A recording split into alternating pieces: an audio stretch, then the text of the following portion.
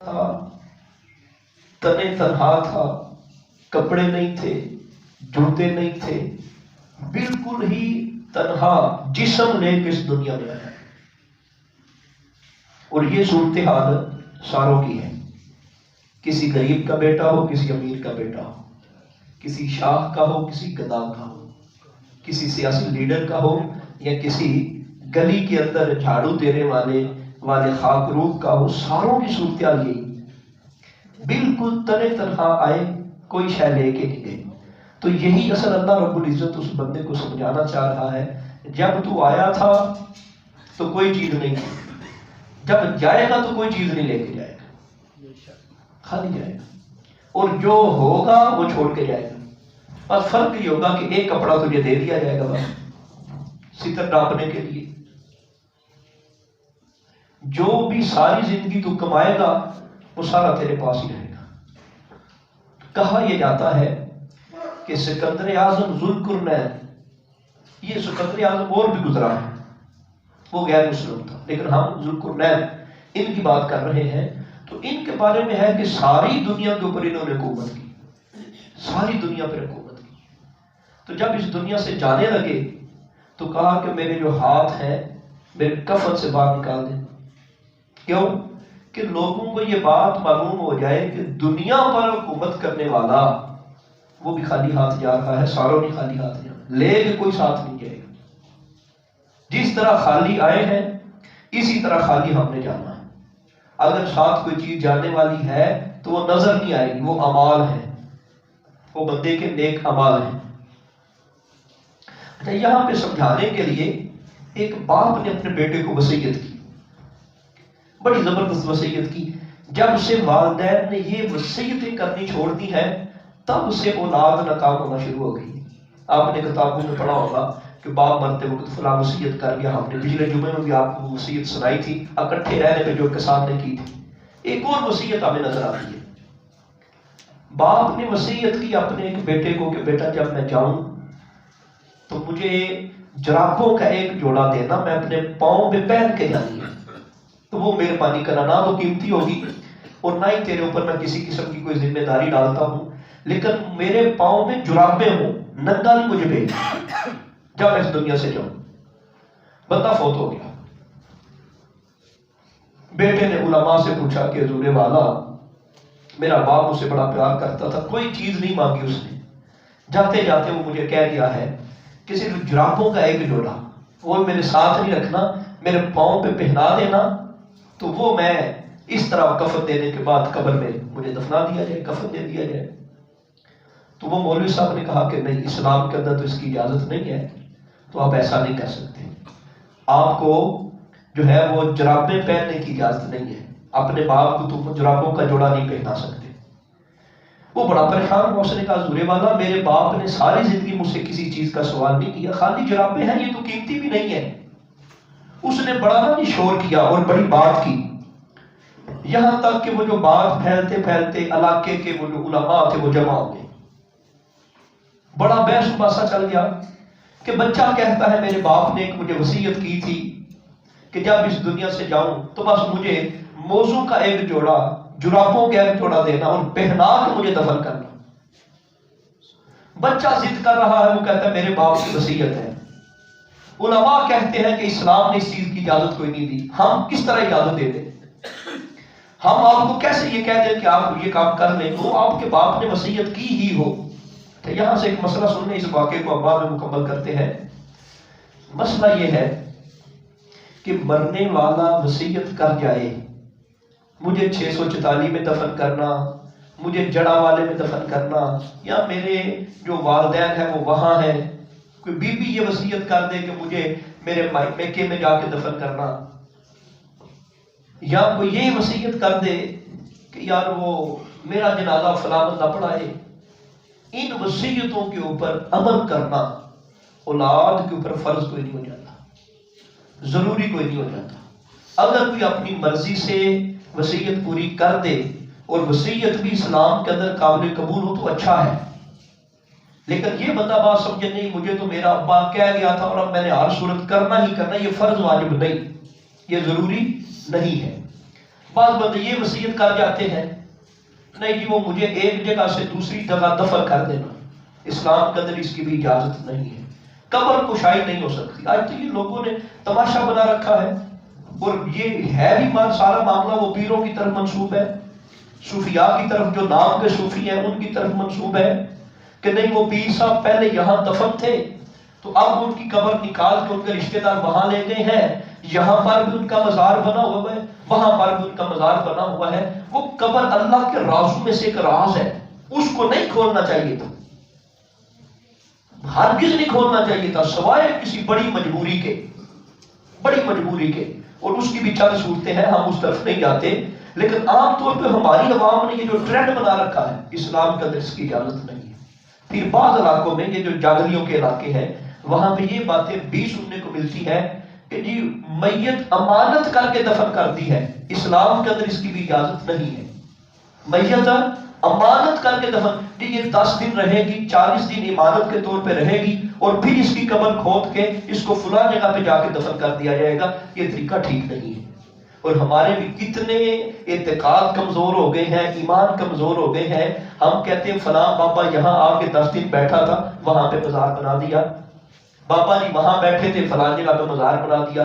نہیں، ان کی اولاد نے کہا ہے ہم نے اپنے بزرگوں کی میت یہاں سے نکال کے وہاں جا کے دفن کرنی ہے، کر کیا لینا ہے وہاں پہ؟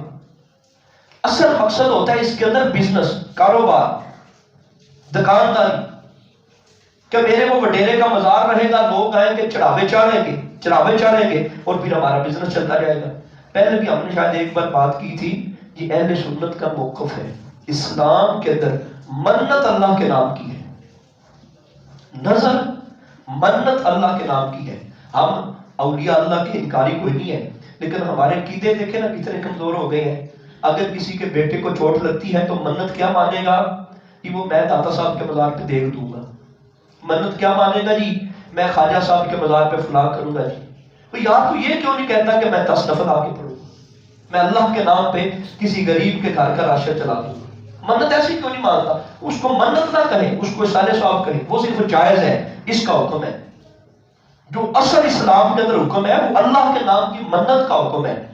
جو اولیاء اللہ کے نام کی ہم منت کہتے ہیں وہ منت نہیں، وہ اصالہ ثواب ہے، وہ اصالہ ثواب ہے، وہ منت نہیں ہے، منت نہیں، منت صرف اللہ کے نام کی ہے۔ ہم اس بندے کی بات کر رہے تھے، اس نے وصیت کی کہ میں جاؤں تو میرے پاؤں پہ جرابوں کا ایک جوڑا ہو۔ بچے نے بار بار اعتراض کیا، سارے آپ کو بتایا کہ شہر کے علماء اکٹھے ہو گئے، اتنی دیر میں ایک بندہ آیا، اس نے خط دیا، کہا کہ آپ کے باپ نے کہا تھا جب علماء اکٹھے ہو جائیں میری میت کے اوپر جھگڑا ہو جائے تو یہ خط میرا بیٹے کو دینا۔ اس بیٹے نے خط کھولا اور پڑھا، خط میں یہ لکھا ہوا تھا، اے میرے بیٹے دیکھو آج علماء جرابوں کا ایک جوڑا جس کی کچھ قیمت نہیں ہے وہ بھی مجھے ساتھ لے جانے کی اجازت نہیں دے رہے، تو میں تجھے یہ سمجھانا چاہتا ہوں کہ جس بندے نے بھی اس دنیا سے جانا ہے خالی ہاتھ جانا ہے، لے کے کوئی نہیں جانا، اگر ساتھ جانا ہے تو عمل جانا ہے، تیری وراثت ساری تقسیم ہو جانی ہے، اس لیے ساری زندگی حلال کی کمائی کرنا اور اسی کے اوپر کاربند رہنا۔ پیسے کمائے گا، دولت کمائے گا، تو جائے گا خالی ہاتھ، اور اس ساری دولت کا حساب تجھے دینا پڑے گا جس دولت سے تیری پیچھے اولاد خوشیاں کرے گی، عیاشیاں کرے گی، 2 نمبری کرے گی، حساب تجھے قبر میں دینا پڑے گا۔ اس لیے بیٹے مجھے پتا تھا کہ جرابوں کے ساتھ مجھے کسی نے نہیں جانے دینا، میں وصیت تجھے اس لیے کر کے لیا تھا کہ تجھے سمجھ آ جائے، پریکٹیکلی طور پہ تجھے دکھانا چاہتا تھا۔ اب تو وہ باپ ہی ختم ہو گئے جو اپنی اولادوں کو ایسی وصیتیں کر کے جاتے تھے۔ باپ کہاں وصیت کرے، باپ تو میری طرح خود ان پڑھ ہے، وہ خود دین سے لاملت ہے، وہ اولاد کو کیا وصیت کرے گا؟ دین ہی سب کچھ ہے، دین عزتیں بھی دیتا ہے، کامیابیاں بھی دیتا ہے۔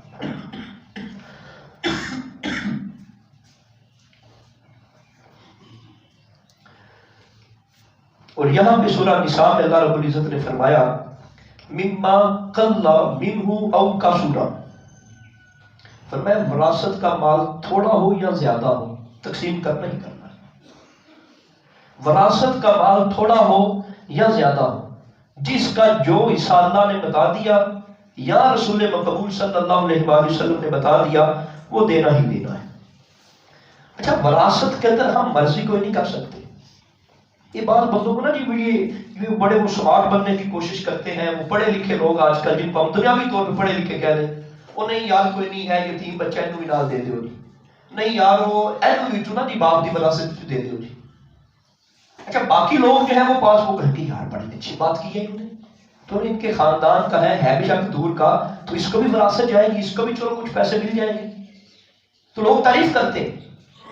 ہم مسلمان پابند ہیں اللہ کے احکام کے.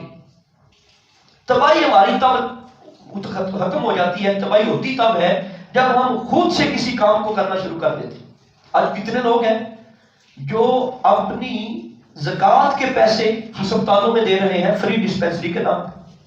تو اللہ کے بندوں کسی عالم دین سے، کسی بھی مسلک کے عالم دین سے، چلو کوئی بھی دیندار ہو، مولوی نہ ہو جس پہ آپ کو اعتماد ہے، وہ دین تو جانتا ہو، اس سے پوچھے تو صحیح کیا اس طرح زکوٰۃ ہو جاتی ہے؟ اپنی مرضیاں. نہیں جی میں زکوٰۃ تو دینی تھی، میں نے سولنگ لگوا دیا ہے. ہم مانتے ہیں سولنگ لگ گیا ہے اچھا کام ہے جی، وہ میں نے کھالا نہیں تھا تو کھالا بنوا دیا ہے، وہاں پہ فلٹر کی ضرورت تھی تو میں نے پانی لگوا دیا ہے زکوٰۃ کے پیسوں سے. اور اللہ کے بندہ پوچھے تو صحیح کسی سے، وہ کسی سے بھی پوچھ لیں زکوٰۃ کی ادائیگی ہو جائے گی. اللہ نے قرآن میں کہا ہے زکوٰۃ کی ادائیگی کے لیے کسی غریب کو مالک بنانا ضروری ہے. مالک تو بنا ہی کوئی، پھر اس میں سے صرف زکوٰۃ حقدار ہی فائدہ اٹھا سکتے ہیں. یہاں پر تو سارے فائدہ اٹھا، لیکن المختصر قانون اللہ کا چلے ہر جگہ. آپ زندگی کے اندر کوئی کام کرنا چاہیں، بظاہر آپ کو لگے بڑا اچھا کام ہے، آپ ہرگز اس کی توجہ نہ دیں. اگر اللہ کے حکم کی مہر لگے تو پھر اچھا کام کریں، اگر اللہ کا حکم نہیں ہے تو ہرگز نہ کریں. تو یہ وراثت کے معاملے میں ہماری مرضی نہیں چل سکتی، مرضی اللہ کی چلنی ہے. اللہ پاک نے فرمایا آباؤکم و ابناؤکم لا تدرون ایہم اقرب لکم نفعا فریضۃ من اللہ ان اللہ کان علیما حکیما. تم نہیں جانتے تمہارے آباء و اجداد اور اولاد میں فائدے کے لحاظ سے کون تم سے زیادہ قریب ہے. یہ حصے اللہ نے مقرر فرمائے ہیں، اور بلا شبہ اللہ تعالیٰ تمام حقیقتوں سے واقف ہے اور دانا ہے. اللہ دانا ہے، بندہ دانا نہیں. بندہ فوت، یہ بھی تو معاملہ ہو سکتا تھا نا جی، بندہ فوت ہو گیا 5 لاکھ روپیہ اس نے پیچھے چھوڑا ہے، تو لوگ کہہ دیتے اچھا یار یہ برادری میں اس کو دے دو، اس کو دے دو، اس کو دے دو. یہ بھی تو ہو سکتا تھا نا، اللہ نے اسے مقرر کیا. تو فرمایا کوئی بندہ ایسا کام نہ کرے.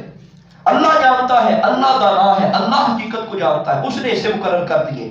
تو اللہ کے علم کے علاوہ کوئی بندہ ایسا کام نہ کرے. رسول پاک صلی اللہ علیہ وسلم نے فرمایا تعلم الفرائض والقرآن. اس کی اہمیت واضح کر دی کہ جو فرائض، جو وراثت ہے اور جو قرآن ہے، اس کی تعلیم حاصل کرو اور آگے سکھاؤ. قرآن اور وراثت. اور ایک حدیث میں نصف العلم کہا گیا، سارے علم ایک طرف اور وراثت کا علم ایک طرف. اچھا اس کی ایک اور بہت بڑی اللہ تبارک و تعالیٰ کی بارگاہ میں حکمت ہے.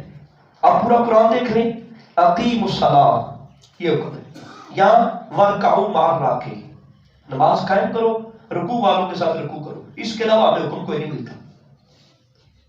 نماز کے کام کوئی نہیں قرآن کے اندر.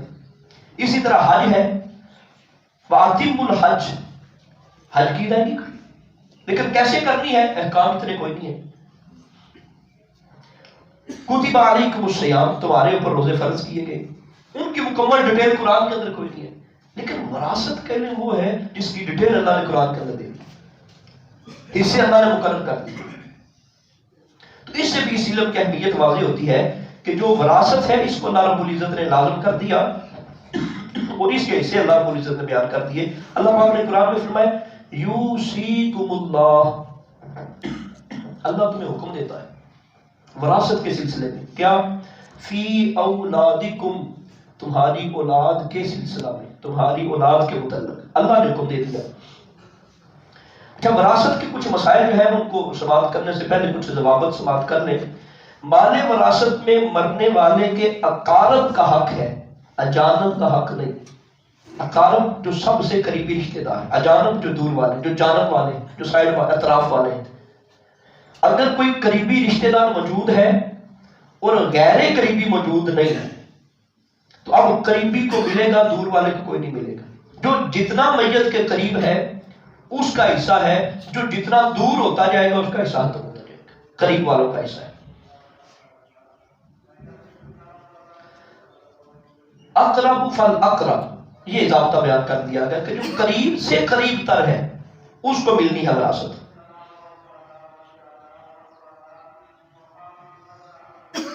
رسول پاک صلی اللہ تعالیٰ علیہ وسلم کے زمانہ میں یہ معاملہ پیش ہوا ہے کہ اوس بن ثابت انصاری کے صحابی تھے، ان کا انتقال ہو گیا. انہوں نے ورثاء میں بیوی کے علاوہ 3 لڑکیاں چھوڑی. وراثت میں ان کی بیوی بھی تھی اور 3 لڑکیاں تھیں اور ایک نابالغ بچہ تھا. حضرت اوس نے جن کو اپنے مال کا ذمہ دار بنایا، انہوں نے عرب کے سابقہ رواج کے مطابق کیا کیا؟ کہا بیوی کو تو لوڑ ہی کوئی نہیں،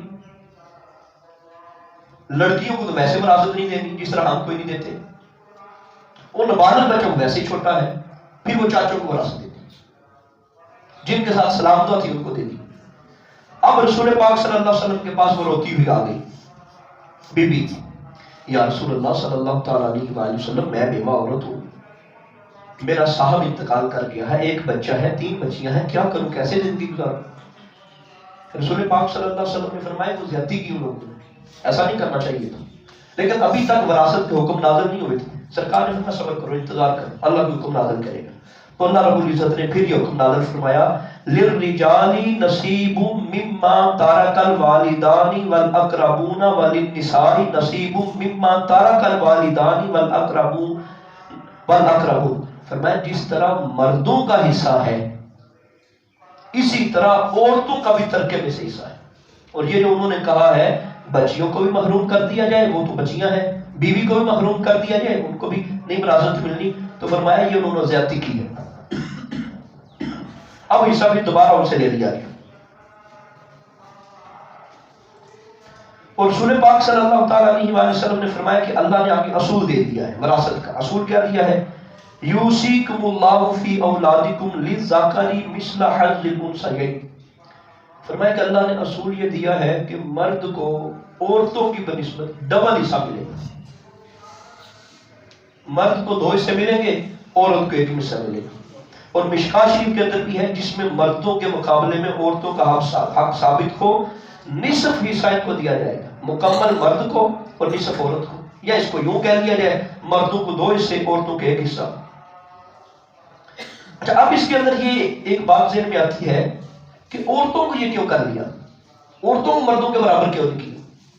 اصل مرد کے اوپر ذمہ داریاں زیادہ ہیں، اخراجات مرد کے زیادہ ہیں. عورت کے اوپر ذمہ داریاں نہیں، بچے پالنے کی ذمہ داری عورت پر نہیں، مرد کے اوپر ہے. والدین کی ذمہ داری جو ہے وہ مرد کے اوپر ہے، عورت کے اوپر نہیں ہے. اور بعض صورتوں میں ایسا بھی ہوتا ہے کہ بیوہ بہن کی ذمہ داریاں بھی آ جاتی ہیں مرد کے اوپر. تو یہ ساری ذمہ داریاں مرد پر ہیں، اس لحاظ سے بھی اس کو جو ہے وہ دے دیا گیا. اور دوسری صورتحال یہ بھی ہے کہ عورت کو میکے میں باپ سے ترکہ بھی ملتا ہے. یہ بھی اس کے اوپر بھی کوئی نہیں غور و فکر کرتی. جس عورت کی شادی کر دی اس کو وراثت میں حصہ کوئی نہیں دیتے، ادھر سے بھی ملتا ہے اور سسرال میں شوہر کا حصہ بھی ملتا ہے جو شوہر کا بھی کوئی نہیں ملتا. لیکن ہمارے ہاں یہ پتہ نہیں کہاں سے قانون نکل آیا ہے کہ اگر عورت نے کسی اور جگہ پہ شادی کروانی ہے تو پھر ہم اس کو کوئی شہری دیں گے، اگر اسی جگہ پہ بیٹھی رہے گی ہمارے گھر میں تو پھر ہم اس کو وراثت میں سے کوئی شہر دیں گے. جس عورت کے شوہر کا انتقال ہو گیا اس کی وراثت ابھی بنتی ہے. اگر اس کی اولاد نہیں ہے تو پھر اس کو جو ہے وہ 4تھا حصہ دیا جائے گا. اولاد ہے تو 8واں حصہ اس کو دیا جائے گا. وہ چاہے اگلی کسی جگہ پہ شادی کرے چاہے نہ کرے، اس کے اپنے معاملات ہیں. لیکن ہمارے ہاں اس عورت کو بھی حصہ کوئی نہیں دیا جاتا. ایک عورت انتقال کر گئی، پیچھے اس کی کوئی چیز نہیں ہے، جو اس کے رشتہ دار ابھی بنتے حصے کے حقدار ہے، باپ اس کا زندہ ہے، ماں اس کی زندہ ہے، اس کا جہیز اور دیگر معاملات میں سے ماں کی طرف باپ کی طرف حصہ جائے گا. مثال کے طور پہ اسکول ٹیچر تھی عورت، یا پیسے کسی امیر گھر کی ٹیچر تھی عورت تھی، اس کی ٹھیک ٹھاک پراپرٹی تھی، وہ انتقال کر گئی. اب اس کی دولت سے پیچھے ماں باپ کو بھی حصہ جائے. کبھی اس کے اوپر غور کوئی نہیں کیا، کبھی اس کے اوپر توجہ کوئی نہیں کی. تو ایسے معاملات نہیں ہونے چاہیے. حضرت حمدون کسار رحمۃ اللہ تعالی علیہ کا واقعہ وراثت کے سلسلہ میں، آپ اپنے دوست کی تیمارداری کے لیے آئے، ان کا انتقال ہو گیا. جو جانتے ہیں کہ یہ کتنا سخت حکم ہے، ان کا انتقال ہو گیا. جب انتقال ہوا تو اسی وقت انہوں نے وہ دیا جل رہا تھا وہ بجھا دیا اور اپنے پیسوں کا تیل لیا اور وہ ڈالا، پھر اس کو جلایا. پوچھا حضرت یہ آپ نے کیا ہے؟ کہا کہ اب جب اس کا انتقال ہو گیا ہے، اب اس دیے میں جو روشنی ہے اس کا حقدار میں نہیں ہوں، اس کی اولاد ہے، اس کے رشتے دار ہیں، ان میں سے کوئی یہاں پہ موجود نہیں ہے، تو میں ان کا حق مار رہا ہوں، اس لیے میں نے اپنی جیب سے پیسے دیے، اپنا تیل منگایا اور اب دوبارہ پھر چراغ کو جلایا۔ ہمارے ہاں تو عجیب معاملہ ہے، اگر نابالغ بچہ بھی ہے وہ سارے کلوں کا حکم، یہ الحمدللہ اہل سنت کی تعلیمات ہے، یہ ہمارا سیدی اعلیٰ حضرت نے فتاوی رضویہ کے اندر وضاحت کی ہے کہ بندہ کلوں کا ختم نہیں کر سکتا نابالغ اولاد ہو باپ کے پیسوں میں سے۔ ہمارے یہاں پہ وہ سارے معاملے چلتے رہتے ہیں۔ سب سے پہلا جو ضروری کام ہے میت کو دفنانے کے بعد، سب سے پہلا اور ضروری کام، وہ ضروری کام یہ ہے وراثت کو تقسیم کیا جائے۔ یہ اللہ کا حکم تھا، اگر اب کوئی کرے ایسے تو لوگ یہ تھے بڑے آجی مکھرے ہو گئے، وہ انہوں نے تو ابھی وہ جو والد کی فاتحہ ختم نہیں ہوئی، انہوں نے مال تقسیم کرنا شروع کر دیا ہے۔ لیکن اس میں سے سارے معاملات ہو رہے ہیں۔ اگر کسی بندے نے شریعت کے دائرے میں رہتے ہوئے کل 40واں وغیرہ دیگر معاملات کر رہے ہیں تو اپنی جیب سے کرے۔ اگر اولاد میں سے کوئی ایک بچہ بھی راضی نہیں ہے تو 1 روپیہ بھی باپ کی وراثت میں سے کل کے اوپر نہیں ہو سکتا، 40ویں کے اوپر نہیں ہو سکتا، 7 کے اوپر نہیں ہو سکتا۔ سب سے پہلا کام جو کرنا ہے وہ یہ دیکھنا ہے کہ میت کے کفن دفن کے تجہیز و تکفین کے کتنے اخراجات ہیں، وہ نکالے جائیں گے۔ ٹھیک نکل گئے۔ اب اس کے بعد دیکھنا ہے میت کے اوپر قرضہ کتنا ہے، وہ سارا قرضہ اتارا جائے گا۔ سارا قرضہ کدھر سے؟ ترکے میں سے، وراثت میں سے، اور یہ لازمی ہے۔ اور اس کے بعد پھر تیسرا سٹیپ یہ ہے، دیکھیں گے کہ میت وصیت تو نہیں کر گئی تھی، وہ حصے کہ جن کو وراثت میں سے کچھ نہ کچھ چیز ملتی ہے ان کے بارے میں وصیت نہیں ہوتی۔ وصیت وہ لوگ کہ جن کے حصے شریعت کے اندر قرآن کے اندر بیان نہیں کیے گئے، اب کسی محبت کی وجہ سے، کسی رشتہ داری کی وجہ سے مرنے والے نے وصیت کر دی کہ یار وہ میرے دور کا چچا ہے، غریب ہے، تو چلو اس کو نا میری وراثت میں سے اتنے پیسے دے دینا، اب پہلے یہ کریں گے۔ یا اس نے بولا کہ میری دولت میں سے نا اتنے پیسے مدرسے کو دے دینا، اور یہ بھی شرط ہے وہ تیسرے حصے سے کم ہو، جو وصیت کرے وہ دہائی سے کم ہو۔ سارے مال کی وصیت نہیں ہو سکتی، سارے مال کی وصیت نہیں ہو سکتی۔ ہاں جب وہ تندرست ہے، جب وہ ٹھیک ہے، وہ اپنے سارے پیسے جگہ لگانا چاہے لگا دے گا۔ اب اس کے بعد میت کے جو معاملات ہیں وہ دیکھیں گے، جو بیوی کا حصہ بنتا ہے، جو بہنوں کا حصہ بنتا ہے، جو بھائیوں کا حصہ بنتا ہے، اگر اولاد کے معاملات ہیں تو اولاد، جس کے جو حصے بنتے پھر اسے تقسیم کیے جائے۔ سب سے پہلے تجہیز و تکفین، پھر اس کا قرضہ، اور پھر اس کے بعد وصیت، اور وصیت کے بعد ہم یہ معاملات کریں گے۔ تو ہمارے ہاں اس کے اوپر ذرہ بار غور و فکر نہیں ہوتی۔ یہ قرآن کا اہم ترین اصول ہے، اہم ترین حکم ہے کہ وراثت جن کی بنتی ہے جتنی جلدی ہو سکتا ہے ان کو ادا کر، جتنی بھی جلدی ہو سکتا ہے۔ اب اس کے اندر سارے حصے دار ہیں، سارے حقدار ہیں، لیکن ہمیں اس کی ٹینشن نہیں ہوتی۔ ہمیں سب سے بڑھ کے یہ ٹینشن ہوتی ہے ہم نے جمعراتیں پوری کس طرح کرنی۔ جمعراتیں کروانا یہ قرآن اور حدیث میں حکم نہیں ہے، 40واں کروانا، کل کروانا، سالانہ کروانا قرآن حدیث میں حکم نہیں ہے، یہ مستحب ہے، نفلی عبادت ہے۔ یعنی قرآن کا اصول یہ ہے کہ قرآن جن چیزوں سے تمہیں منع نہیں کرتا، حدیث کی کوئی چیز اس طرف منع نہیں کرتی، اور وہ بظاہر منع ہے بھی نہیں، تو وہ کام اگر کوئی مسلمان کر لیتا ہے تو اس کے لیے جائز ہے، وہ گناہ نہیں ہے۔ ہم نے یہ دیکھا کہ یار کل ایک اچھا کام ہے، سالانہ ختم، والدین کو سال ثواب ہو جائے گا، قرآن پڑھا جائے گا، قرآن خوانی ہوگی، ایک اچھا کام ہے، غریبوں کو کھانا دے تو ٹھیک ہے، لیکن قرآن کا حکم نہیں ہے، جائز ہے، حکم نہیں ہے، فرض نہیں ہے، واجب نہیں ہے، ضروری نہیں ہے، سنت موقدہ نہیں ہے۔ لیکن ہم نے اس کے اوپر اتنا زور دیا، اتنا زور دیا کہ وہ بہنوں کا جو حق ہے وہ بھی مارنا شروع کر دیا۔ تو اس کی اسلام کے اندر بڑی سخت پکڑ ہے اور بڑا سخت حکم ہے۔ ہم یہ کہہ سکتے ہیں کہ یہی وجہ ہے گھروں کے اندر فساد پھیلنے کی، گھروں کے اندر لڑائیاں ہونے کی، سب سے بڑی وجہ یہی ہے کہ قرآن کا چھوڑ کے فیصلہ اپنے فیصلے کرتے ہیں۔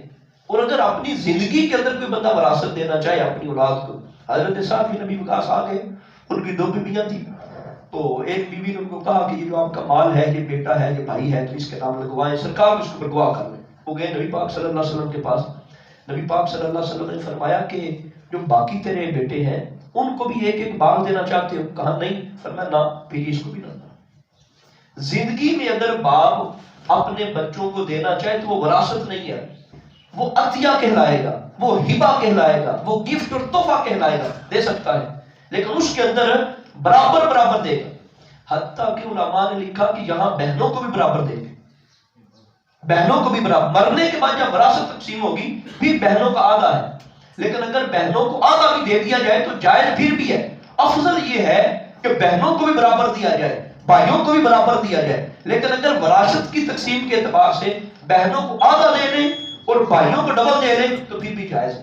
لیکن ایسا نہیں ہو سکتا کہ ایک بچے کو سب کچھ دے دیا. اور نبی پاک صلی اللہ علیہ وسلم نے منع فرمایا کہ اپنی اولاد کو ترکے سے محروم نہ کرو، اپنی اولاد کو ترکے سے محروم، یہ سختی سے منع کیا.